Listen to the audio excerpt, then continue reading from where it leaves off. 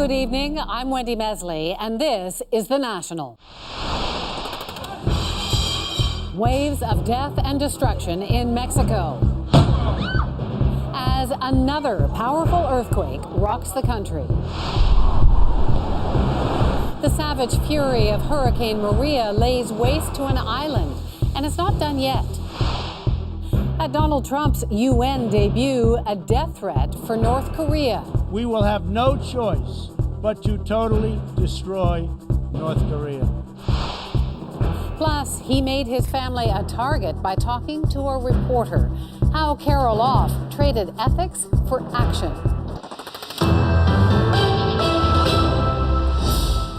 This morning, on the anniversary of a devastating earthquake that killed thousands, people in Mexico City did what they do every year on this day. They held an emergency drill complete with sirens. Then, a few hours later, the real thing struck. A tremor that toppled buildings, sparked fires, and killed more than 100 people. The magnitude 7.1 quake was centered in southern Mexico, so powerful it sent thousands in the capital rushing into the streets. Ron Charles has the latest. This is how the earthquake began for many people in Mexico City. Violent shaking, swaying light fixtures, a dive for cover. Earthquake, Mexico Airport, we're okay so far. Millions more fled homes and businesses, streaming into the streets of North America's largest city. Many others were not so lucky. At least 27 buildings collapsed. Mexican Marines and volunteers searched for people trapped beneath piles of twisted rubble. Collapsed buildings include a school, a factory, and a multi-story apartment block. Occasionally, rescuers pulled survivors into the daylight. Elsewhere across the sprawling city, smoke from fires could be spotted on the horizon. The powerful earthquake rippled across a region that is home to about 30 million people. Among them, a Canadian teaching at a university in a Mexico City suburb. We get a lot of earthquakes, and people were pretty philosophical at first. They're pretty calm. As we were waiting, people started getting more and more worried because we started getting these pictures that were coming in of some of the damage from our sister campus, which is in the southern part of the city. Many buildings have collapsed there. There are apparently students trapped under the rubble. Rescuers will be at this throughout the night, knowing that the death toll is almost certain to rise by morning. Ron Charles, CBC News, Toronto. Just 12 days ago, nearly 100 people were killed in another earthquake in Mexico. And as we mentioned, on this day 32 years ago, 10,000 people were killed after a magnitude 8 quake struck near Mexico City. 30,000 others were injured. Hundreds of buildings collapsed. Several newborn babies were saved from the rubble of a hospital days after the quake. Let's bring in CBC meteorologist and seismologist Johanna Wagstaff. So, Johanna, quakes are particularly rough for Mexico City. Why is that? It's true, Wendy. A couple of factors. First of all, Mexico is located where 3 different tectonic plates come together and interact, including one ocean plate that's trying to subduct under the North American plate that Mexico City sits on. The other reason why quakes are so much more severe sometimes for Mexico City is it's built on a dry lake bed. So the very soft clay underneath Mexico City leads to a process known as liquefaction. It basically means like the soil starts to act like jello, and the shaking for buildings is amplified by 100 times in some cases. And with the epicenter only 130 kilometers away from Mexico City, that liquefaction process was certainly in place. Now, after the 1985 earthquake, Mexico did get an early earthquake warning system. Not everyone got an alert based on those first waves, but some people were able to take cover and start filming, which is one of the reasons why we've seen so many devastating videos tonight, Wendy. Okay, stay with us, Johanna. We want to talk to you about our next story, too. Another disastrous hurricane crushing the Caribbean. Maria ripped roofs off of homes in Dominica and is now headed for a country where many felt Irma's wrath just weeks ago. Cameron McIntosh has our story. In Puerto Rico, they're bracing for impact, heeding the warnings. After being grazed just days ago by Hurricane Irma, Hurricane Maria and its 260-kilometer-an-hour winds will be a direct hit. It's the difference between life and death. It's really that simple.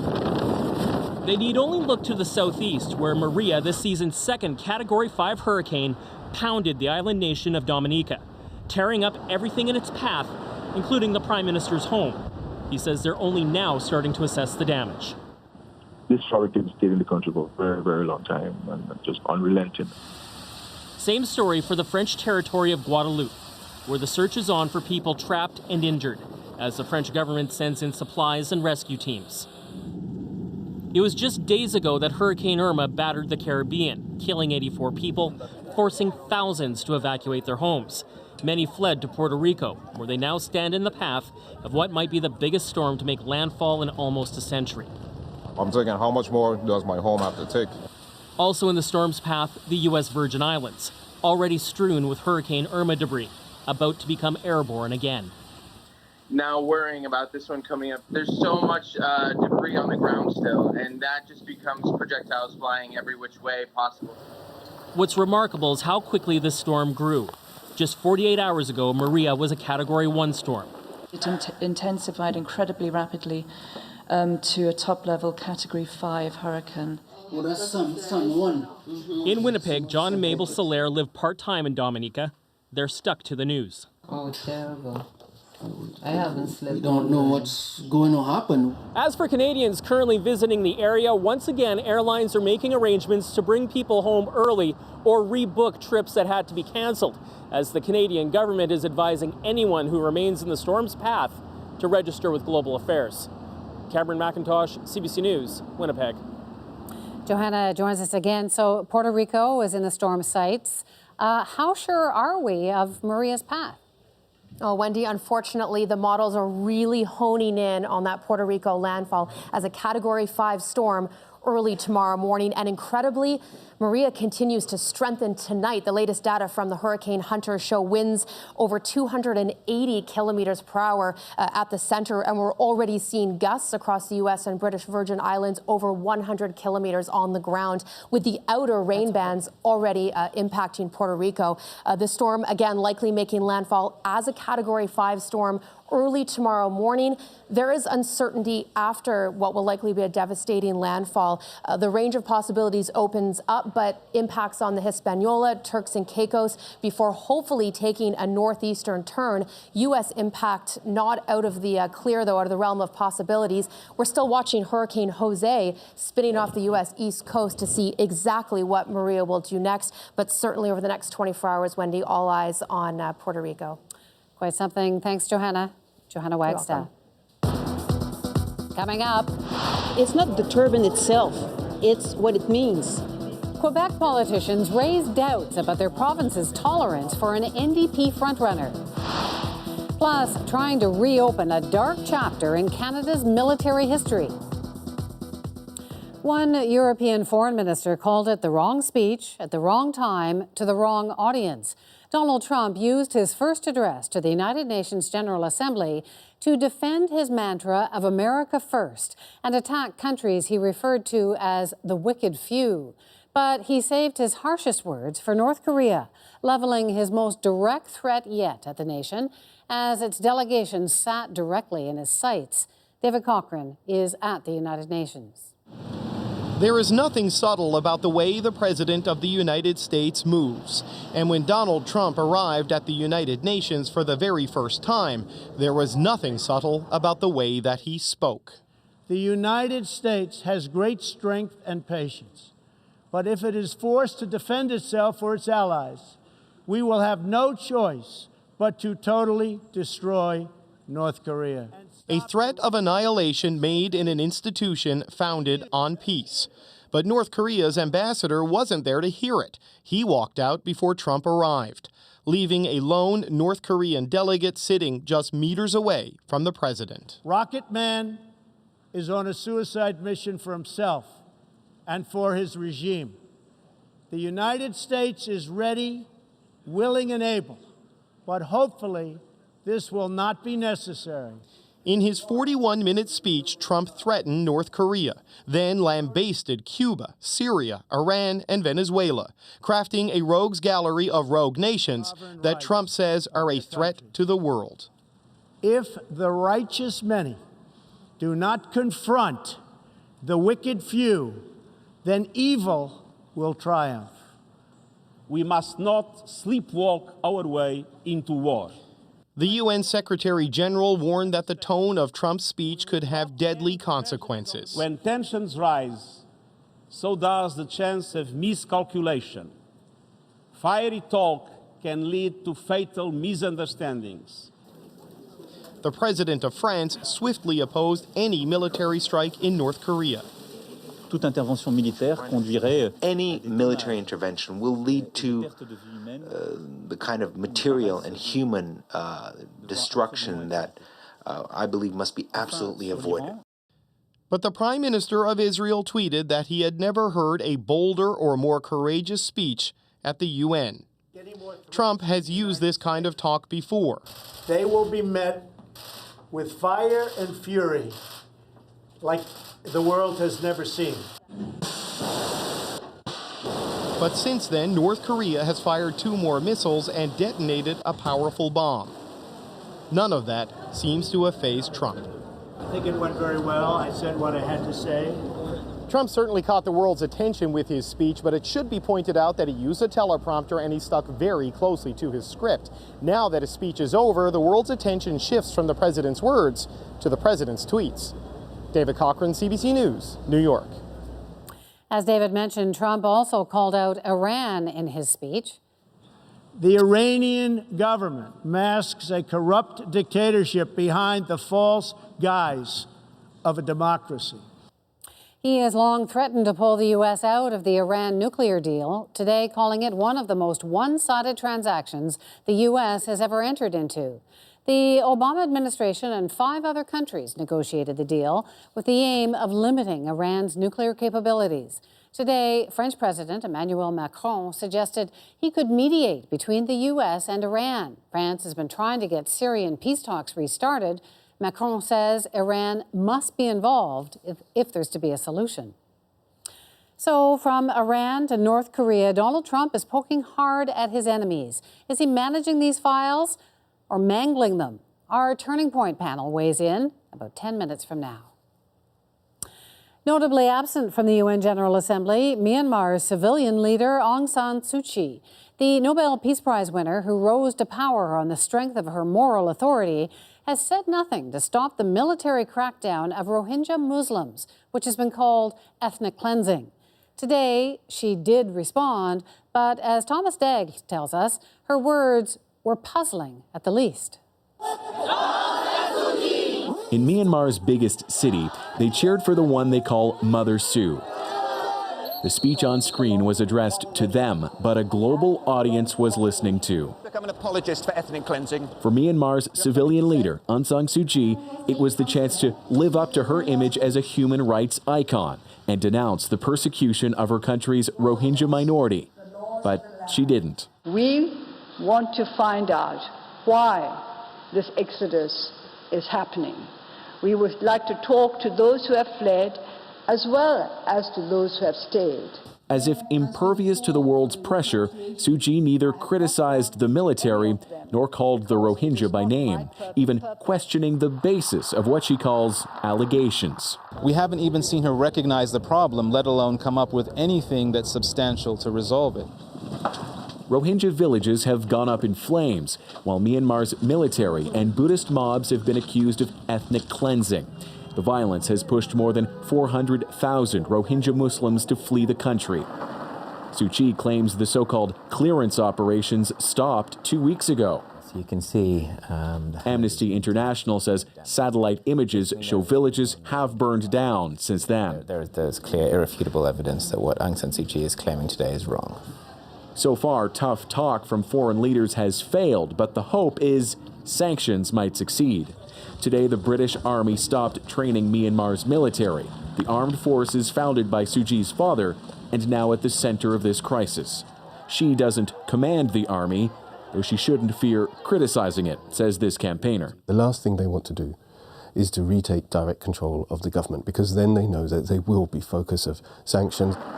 In Bangladesh, monsoon rain has flooded refugee camps full of Rohingya refugees. If we continue to live in this water, we will get diseases, and we're not getting any sleep here, he says. There are no doctors and there's no medicine. Abroad, it's seen as a deepening crisis, but for them, it already can't get much worse. Thomas Daigle, CBC News, London. Equifax is revealing how many Canadians may have been affected in a huge data hack. As many as 100,000 Canadians had their names, addresses, social insurance numbers, and even credit card information exposed. Affected customers will be notified by mail. Equifax found out about the hack in July, but only made it public in September. 143 million Americans were also exposed. The Liberals began the day touting what they say proves their plan to grow the Canadian economy is working, boasting of a smaller deficit for the last fiscal year than originally forecast. But that wasn't enough to quiet the voices critical of the government's proposed tax reforms, leaving the Prime Minister to defend his own family's tax planning. Katie Simpson has more. Like it or not, the Prime Minister says tax reform is coming, even as he faces new personal questions about the proposal. So I'd like to know, sir, whether you're paying your fair share of taxes. Justin Trudeau pointed out his family assets have been in a blind trust since he became Liberal leader. Obviously, we follow all the rules, and I'm assured that the folks who are managing my personal finances are following all the rules. The unrelenting scrutiny of Trudeau's proposal to eliminate tax advantages used by some small businesses may finally be getting to the Liberals.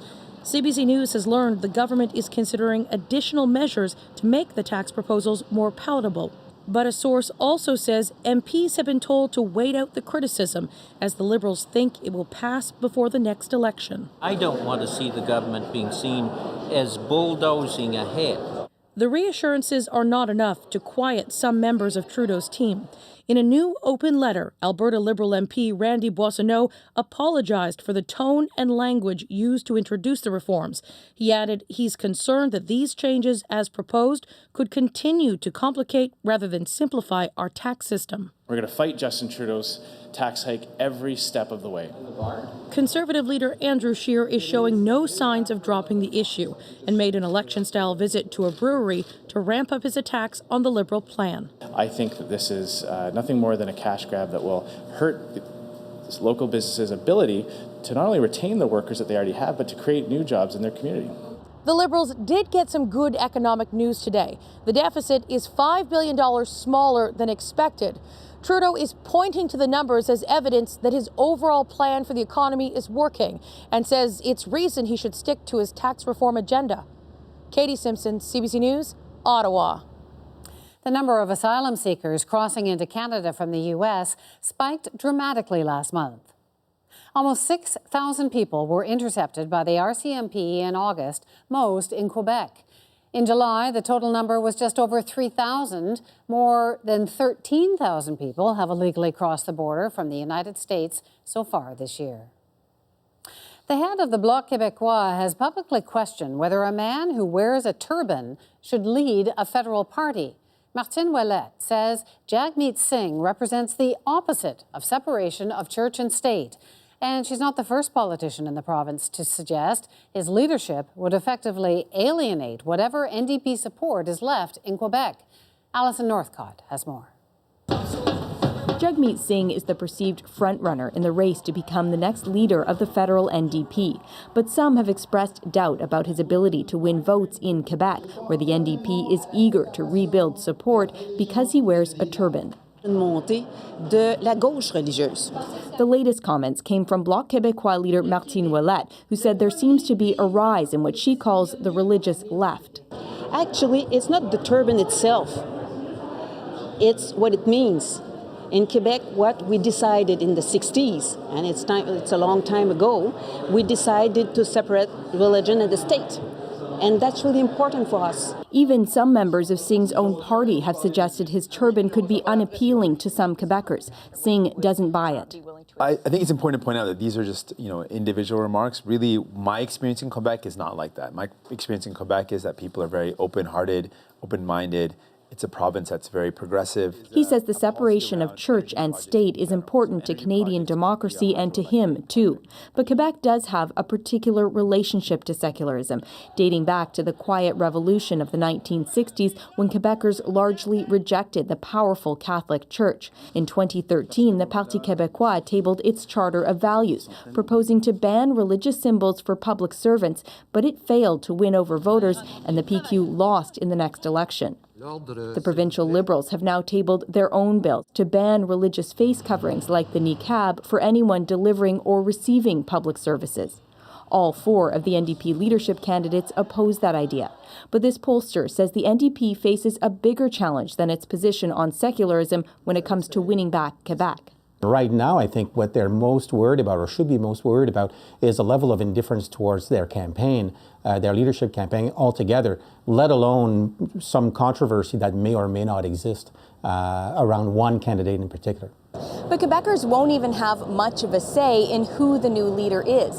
Of the more than 124,000 NDP members eligible to vote, fewer than 5,000 are in Quebec. Alison Northcott, CBC News, Montreal. Straight ahead, Donald Trump's threat to destroy North Korea. What if Kim Jong-un takes him at his word?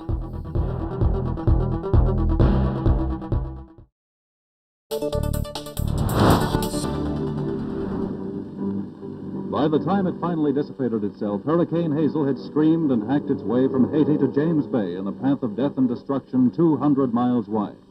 Drownings, falling trees, crushed homes, and washed-out bridges accounted for more than 100 deaths, 1/3 of them in Ontario alone. So far, 30 bodies have been recovered in the Toronto area. Some of them are as yet unidentified. Complete casualty figures won't be available for several days, but latest reports indicate the final death count in Ontario may exceed 60. 24 hours after the hurricane and floods had passed, some 300 people were still missing. Countless thousands are homeless. Camera crews from CBC Television News worked through the night to bring you this exclusive eyewitness account of Hurricane Hazel. With rainfall reaching almost 7 inches in places, some rivers ran as much as 16 feet above their normal level. When dawn breaks, planes take to the air to survey damage. The sight that greets them resembles a lake, its surface deceivingly quiet. The damage doesn't show. But estimates say farmers will count their losses in the millions of dollars. Then the 4-lane bulwark that links Toronto to her western suburbs, the Humber Bridge. It's totally impassable. Toronto's prized traffic bottleneck, the Humber River Bridge, was washed out on its approaches, although the bridge still held. It was luckier than many other bridges in the greater Toronto area. More than a score of them have been washed away. Some of them have completely vanished. More than 40 highways and main roads are underwater. All traffic to and from Toronto was banned by provincial police, pending a survey of the actual damage.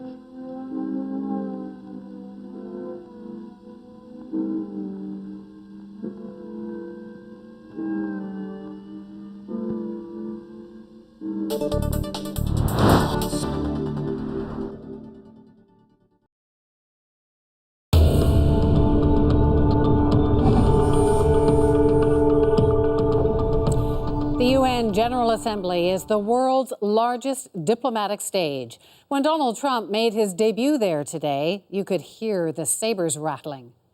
The United States has great strength and patience, but if it is forced to defend itself or its allies, we will have no choice but to totally destroy North Korea. Once again, Trump mocked North Korean leader Kim Jong-un by calling him a rocket man and threatened annihilation.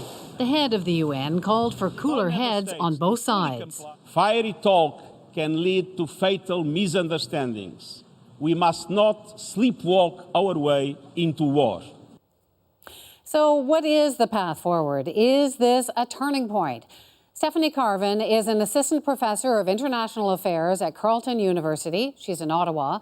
And Saeed Khan is a professor in the Department of Near East and Asian Studies at Wayne State University in Michigan. He joins us from Detroit. So, Saeed, I'm going to start with you. It's some pretty unusual language from the U.S. president today. Should he be taken seriously?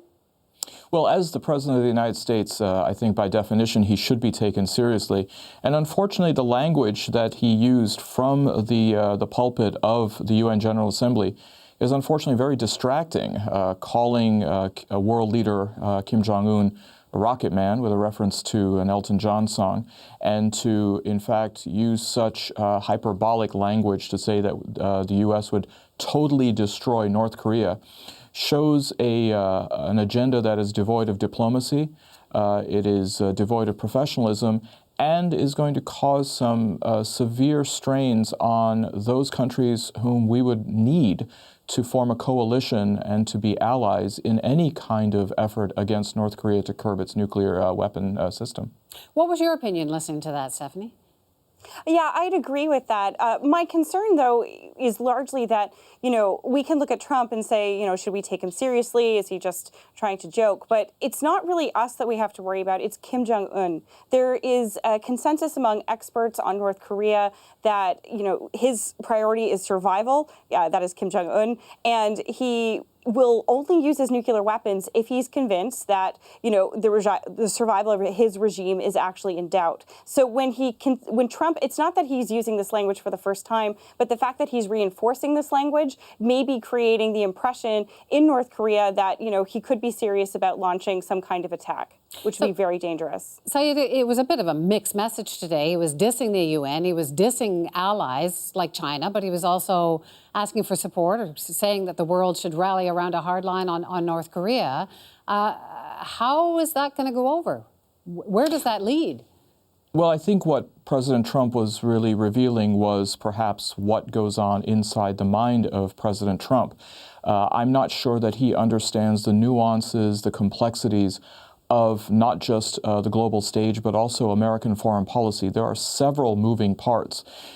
He may be critical of, he may be dismissive of the United Nations, but it is the United Nations that is still used and deployed when it comes to trying to have sanctions and a diplomatic solution. Even the president, notwithstanding his rhetoric, does not want to have an immediate military confrontation, but he has to contend with China and Russia, two similar members of the UN Security Council with veto power like the United States.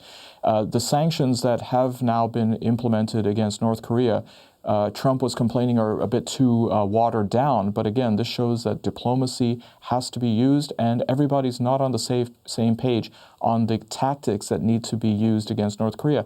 Trump needs those kinds of alliances, needs that kind of consensus. And yet today, Saeed, we saw people rolling their eyes. Absolutely. And I think that this is something that now people are seeing for the first time. Trump is addressing the United Nations. They have been privy to his rhetoric when it comes to the campaign, as well as the inauguration address. And we see that the speech at the UN was shockingly consistent to that. But at the same time, we're talking about geopolitics, not the domestic base to which he has to appeal. And to go ahead and call out leaders in the way that he has, to be critical of institutions as well as nations, is not a strategy that is going to bode well for the United States, nor for the rest of the international community to maintain its confidence in the United States. Stephanie, he did lay out a worldview. It was a long speech, and there are fans. I mean, that message of America first, of let's be tactical here, has some resonance. Domestically, that absolutely played to his base. But it's interesting, this is actually not the first time he's tried to take America first to a non-American audience. He tried similar steps with NATO, which was a bit of a disaster, again in Warsaw earlier this year. Even if the speech was somewhat incoherent, this was probably the most coherent version of it. Simply because I would say he anchored this idea of America first in sovereignty. And he really played to this idea that, America first is about state sovereignty. He wants other countries to be strong sovereign nations as well. The idea that Trump is putting forward is, kind of a radical interpretation of sovereignty, that we don't really interfere in any other states. And this is a line that, Russia, China, even some of the states he criticized, such as Venezuela and Cuba, have argued that, you have no right to kind of interfere with us. We want to determine our own destinies. So it was kind of a really interesting approach that way. And even if the speech overall was contradictory in the sense that talked about sovereignty, but then talked about interfering in Venezuela, for example, it really, there was this idea there that put forward that, you know, what we're looking at now is kind of almost kind of a illiberal internationalism, that it's no longer about working together. To two quick points before we wrap up here, Saeed. He was also suggesting he'll withdraw from the nuclear deal with Iran. How big a deal is that? Well, it's a big deal because then it runs the risk of destabilizing the region. That was a deal that was brokered not just with the United Nations, but with the so-called P5+1, the 5 permanent members of the UN Security Council plus Germany. It'll be interesting to see how the other countries operate with that. President Emmanuel Macron, for example, was much more receptive to maintaining the deal. It provides pressure on Iran, and of course, Iran has been fully compliant with the deal. So I think President Trump is going to find a little bit more resistance than he was hoping for when it comes to simply scuppering this deal and starting from scratch. And Stephanie, last point quickly. Justin Trudeau, he's going to be there on Thursday. What's his role? What should we expect from him? Well, this is his opportunity to kind of finally carve out a vision for what Canada is going to do with the United Nations. We are in a very different time from 2015. So, you know, Trudeau still has to deliver on peacekeeping. He still has to deliver on, you know, is Canada going to go for a UN Security Council chair? But also this would be an opportunity for him, of course, to talk about some of his familiar themes as well, which would be climate change, of course, and perhaps even addressing the Rohingya crisis that that Chrystia Freeland and he has spoken out on earlier this week. Well, it was quite a day. More to come. Thanks so much to both of you, Saeed Khan in Detroit and Stephanie Carvin in Ottawa. Thanks. Thank you.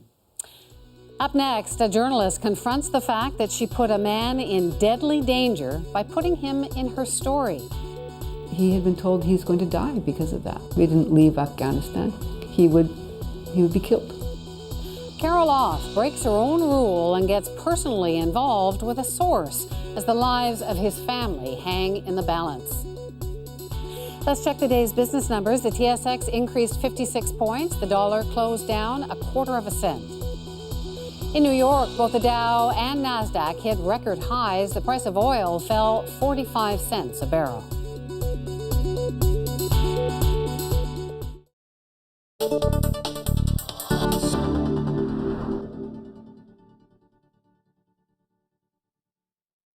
For every performer you see on the screen, there are literally hundreds of people just outside the range of the cameras, each with a vital role to play. From the master craftsmen in negative film cutting, to the technicians who duplicate our scripts, from the artists who design our sets, to the delightfully eccentric genius who must edit this film you're watching. I don't think this will cut.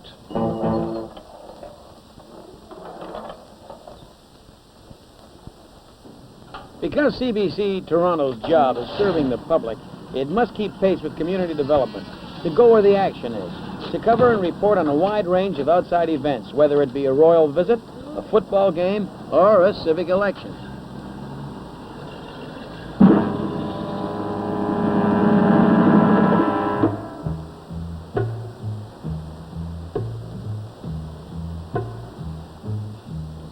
The Toronto operation has a wide scope. It allows the imagination to stretch farther than a camera cable.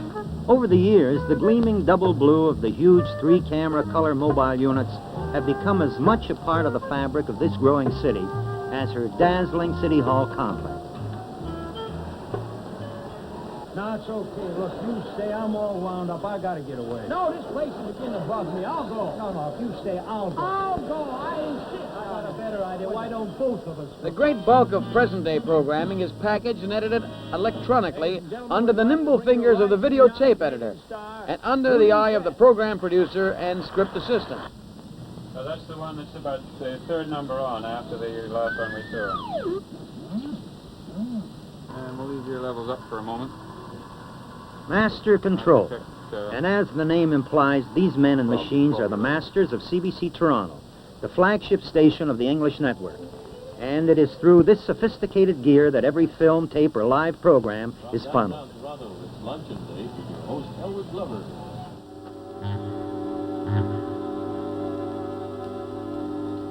The nerve center of CBC Broadcasting in Toronto isn't hard to find. Just peek under the tower. There you'll see the Jarvis Street Complex, the TV building, flanked by the huge Studio 7 on Mutual Street, and the annex on the right housing the CBC executive offices. And over on the left, the one-time girls' school turned radio building.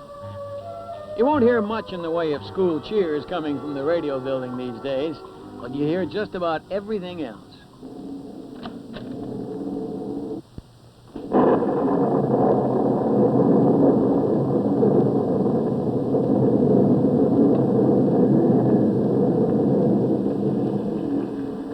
The radio sound effects department kicking up a storm.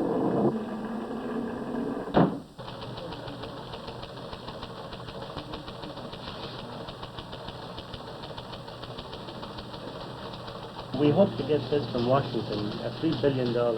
CBC Radio News, one of the most versatile and far-flung news agencies in the world, with taped news reports and live feeds from the four corners of the globe. Fine, thank you, Noel. Voice levels, please. Jim first. British MP Bernadette Devlin flew from Shannon to New York today on a fundraising visit. The World at 8. Good morning from CBC News, etc. That's fine. Thanks very much. Hi, everything okay? Yeah. See, you made it on time for once. Okay. The World at 8.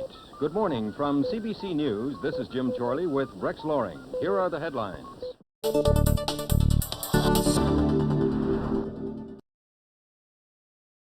My rules are that you don't get involved, that you don't look back. But this time it's different. I can't leave this man. I can't leave this family. I have to do whatever I can. Journalists do it every day. Dip into people's lives, ask questions, poke around, and then leave. We're supposed to engage, yet remain detached. But sometimes things don't work out that way. It happened to Carol Off, host of As It Happens on CBC Radio and a former reporter for The National. During a trip to Afghanistan, one encounter with an unusually honest man turned into an 8-year journey to undo the incidental harm she felt she'd done. Carol Off details the whole story in her new book, All We Leave Behind, and she shares it with us tonight.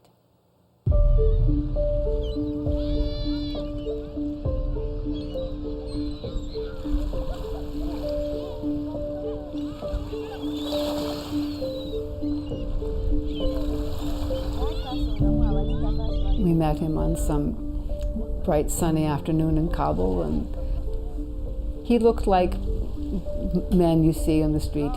Was not exceptional. He looked fine, He didn't impress me as anything. I couldn't have imagined that this was a man that would become such a huge part of my life, that he and his family would become people with whom I would be so close as to consider them family. Someone had told me that, I couldn't have imagined. Why, Why would he end up being so important to me?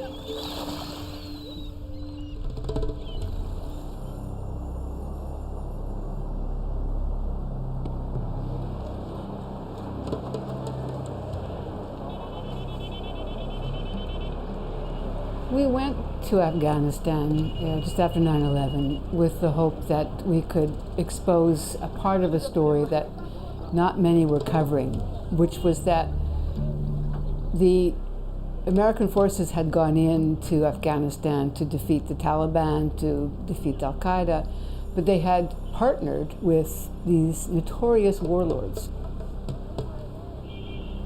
One of them, leader of them, a guy named General Rashid Dostum. And Rashid Dostum, we knew, was responsible for any number of atrocities. It was really hard to get anyone to talk about Rashid Dostum, and because he was known to be extremely vengeful. People didn't survive talking about him. And so, but we had to get somebody who had inside knowledge of the man. When we met Asad Arabwal, who had one point had actually been one of General Dostum's officers, and he agreed to talk about it. It was like, okay, finally, we're going to get our story. We're going to get something really good.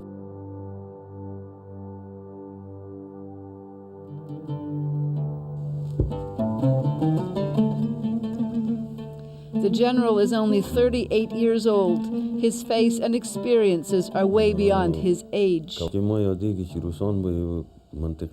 the Russians entered an area, they would destroy the whole village. Children, elders, innocent or guilty people. Dostum's forces would do the same thing. There was always looting and killing. They would consolidate power this way. People were scared and tried to flee, but they would be shot. I was watching my country be destroyed, and I was not able to do anything. Today, when Karzai says he wants to end the warlord system, I am ready to work with him. I wanted to support his desire to speak his mind, and I wanted him to say what he had to say about Rashid Dostum. So we had mutual interest in this. And we went to his home. He invited us to dinner. It was a very nice gesture. We went and had dinner with his wife and his 5 children. Lovely, charming people.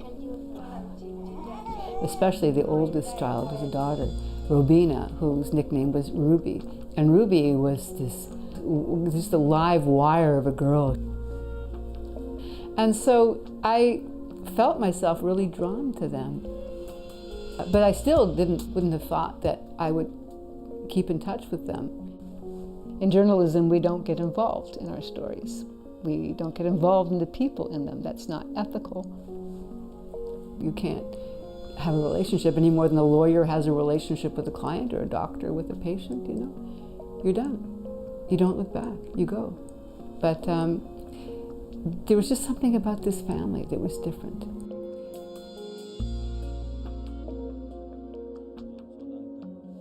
It's been a long time.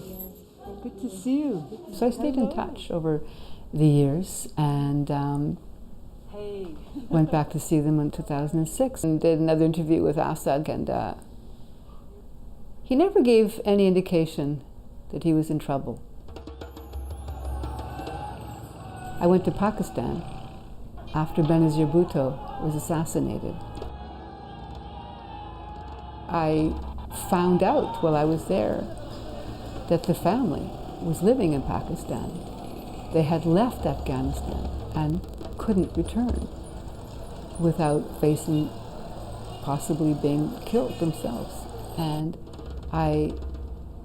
this was shocking. Why? What had created this calamity for them? Why would they be living in Pakistan? Why did they flee for their lives, with nothing? And so I went to see them in Pakistan, and I learned that Rashid Dostum had found out that he had said these things, that Assad had done these documentaries with us, and that he had been told he's going to die because of that. That if he didn't leave the country, if he didn't leave Afghanistan, he would be killed. This is a man who followed his own moral compass. In a country that you don't step out of line. He felt compelled to tell the truth, and he had done that for me in this documentary. And I thought, I know that my rules are that you don't get involved, that you don't look back, but this time it's different. I can't leave this man. I can't leave this family. I have to do whatever I can to get them out of this.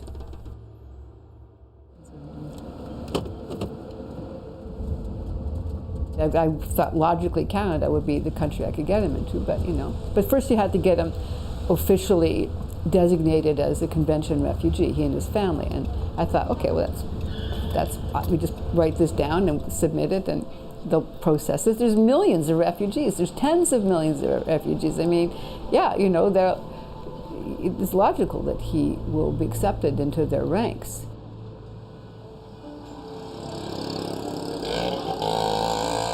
They spent years going from place to place trying to find some safe refuge within Peshawar, Pakistan. Or they just lived in these horrible conditions and living in fear all the time. There were two sources of fear. One was that Rashid Dostum was possibly just his people, his agents were everywhere. He had become the vice president of Afghanistan. But at the same time, they were living in Pakistan, where the Pakistanis were really sick and tired of all the Afghan refugees. There were millions of them living in that country and wanted them gone. And through it all, we were just trying to navigate this impossible labyrinth of bureaucracy that the United Nations and then the Canadian government put in our way. 8 years. At one point, Ruby wrote me a note. She said, "Day by day, we are breaking down, especially my dad. We are trying to be strong. Please don't worry, everything will be fine." By the end of that month, her father was in hospital. He was just suffering from so much stress that his heart was giving out. But there were times I thought, this is hopeless. Something's going to happen. That General Rashid Dostum is going to get them, or the Pakistani authorities are going to get them, or something's going to happen. And I won't get them out of this danger. We did.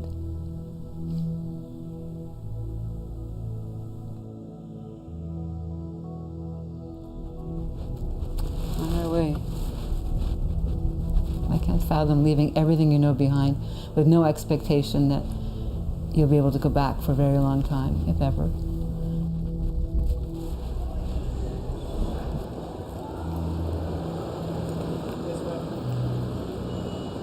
Hi, Thomas, it's Carol. Have you found them? They got off the plane and they just sat down outside the plane. They were scared. Do you know how long it might take, Thomas? Okay, thanks, Thomas. Okay, bye. They're being processed. They found them.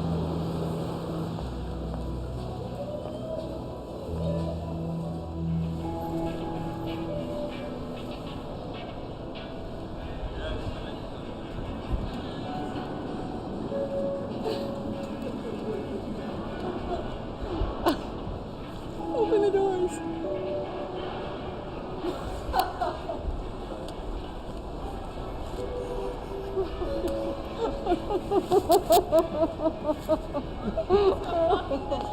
I need a picture, by the way.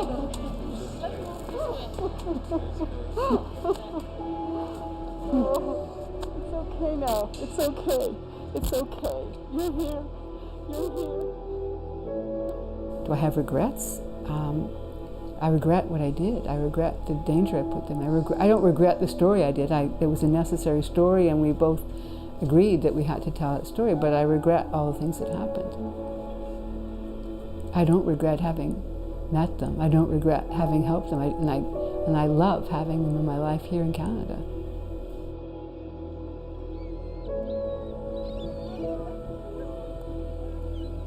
They became part of my life. They're family. I mean, I see them as family. They see me as family.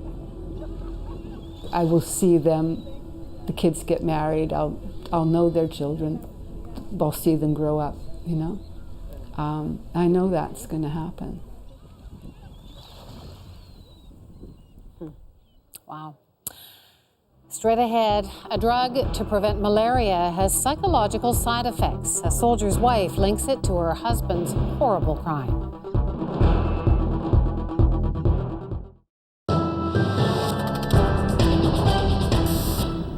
Muhammad Ali commanded a respectful silence and then applause as he entered the ring.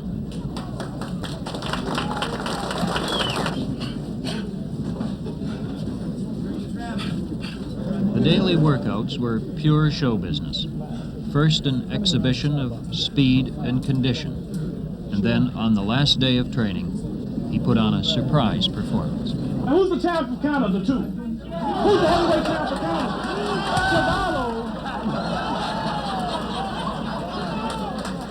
How many Americans in here?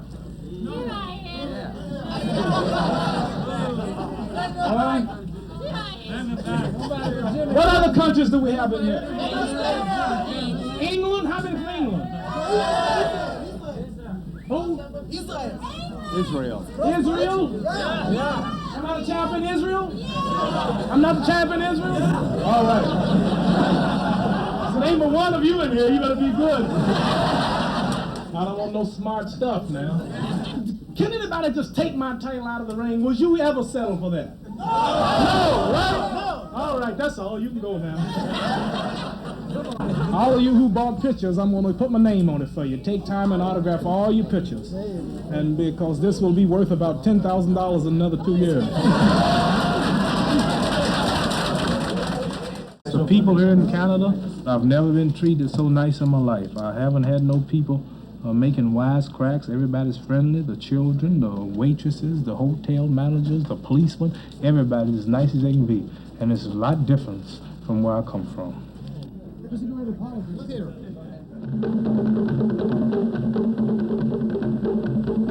I'm Lloyd Robertson at Control Central in Winnipeg, introducing our CBC television coverage of the 1967 Pan American Games.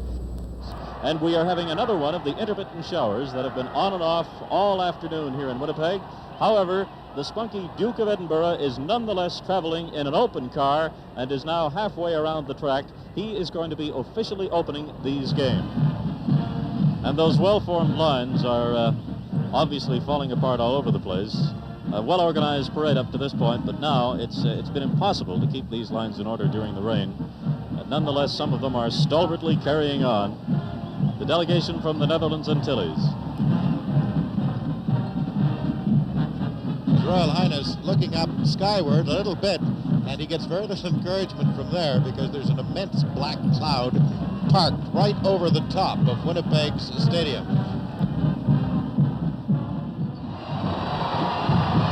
And funnily enough, Lloyd, I don't know, maybe this augurs well, but the rain stopped as Canada came by. Right, the rain is stopping, and the weather has contributed to an air of conviviality. A little bit of sun is beginning to sneak through. I have the great pleasure and honor to declare the 5th Pan American Games open.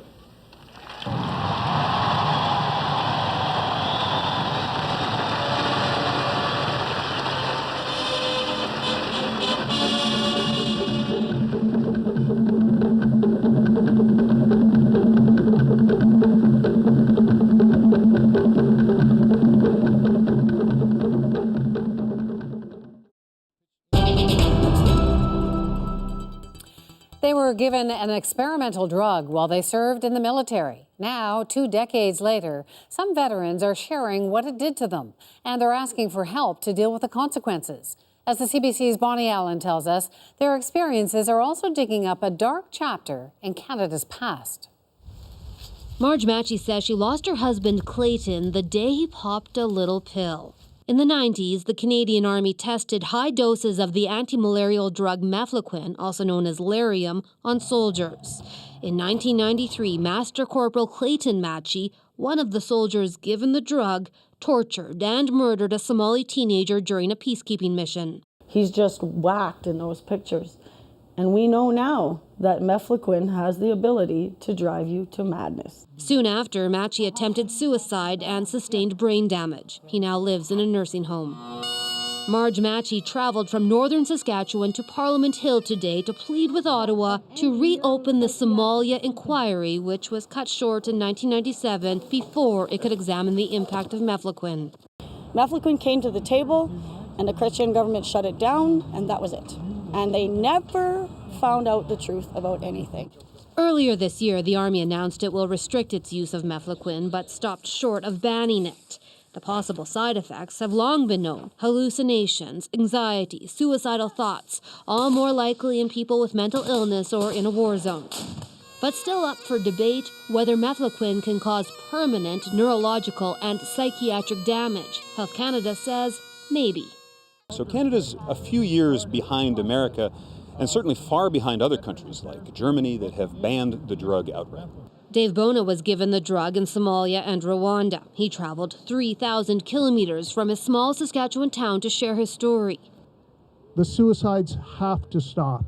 Today, his message for Ottawa, do more to help soldiers suffering mefloquine poisoning. I would wake up every single day, and the first thought in my mind was, today is the day I'm going to kill myself. In a statement, the Department of National Defense said it has no plans to reopen the Somalia affair investigation, but there is an ongoing review of the Army's use of mefloquine. Bonnie Allen, CBC News, Regina.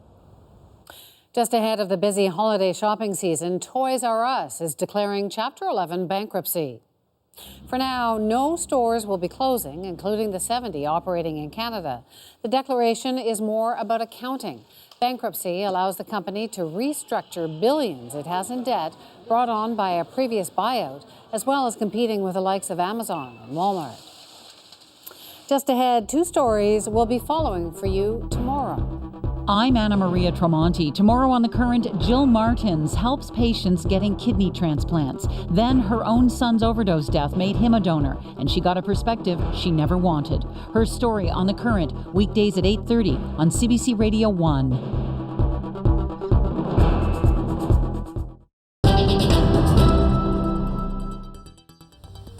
I am sure you agree that we should talk frankly to each other. Frankness, in good spirit, is a measure of friendship. The issues and irritants that inevitably affect all neighbors are small indeed in comparison with the issues that we face together. Our friendship is deep and our understanding is great, but we have many problems, of course. But a day which also saw what looked like the beginning of a fundamental friendship between Mr. Trudeau and President Nixon. This is a new era of consultation and, we hope, cooperation. Some American officials seemed appalled as Canadian security allowed demonstrators within yards of the first meeting between Prime Minister Trudeau and the President. Canadians expect much of Americans, but more important, Canadians have faith in the Americans.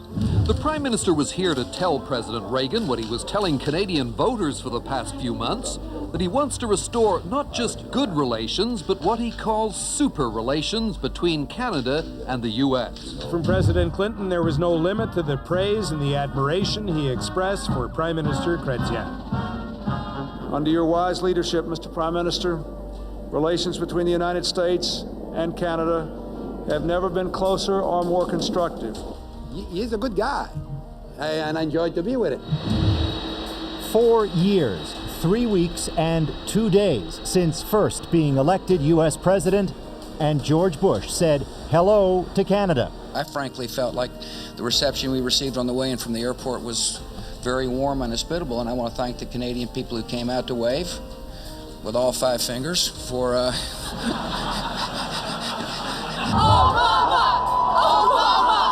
The purpose of the trip was that Stephen Harper and Barack Obama have some time to get to know each other and discuss whether they shared an agenda and some objectives. I came to Canada on my first trip as president to underscore the closeness and importance of the relationship between our two nations. We see ourselves in each other. We're guided by the same values. And like all great, enduring friendships, at our best, we bring out the best in one another.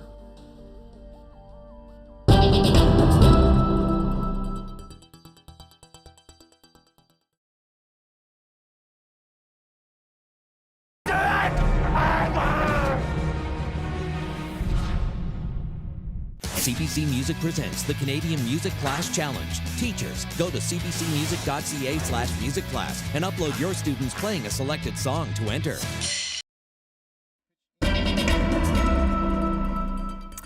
Before we go, a quick recap of our top stories. Millions of people in Mexico felt the violence of a 7.1 magnitude earthquake this afternoon. By coincidence, it struck exactly 32 years after the country was beset by an even more powerful quake. Today's death toll is likely to rise overnight. And Hurricane Maria wreaked havoc today, mostly on Dominica and Guadeloupe. It's gathering strength as it bears down on Puerto Rico, also on its path, the U.S. Virgin Islands. That's the National for this Tuesday night. For news at any hour, you can always go to cbcnews.ca. I'm Wendy Mesley. Thanks for watching.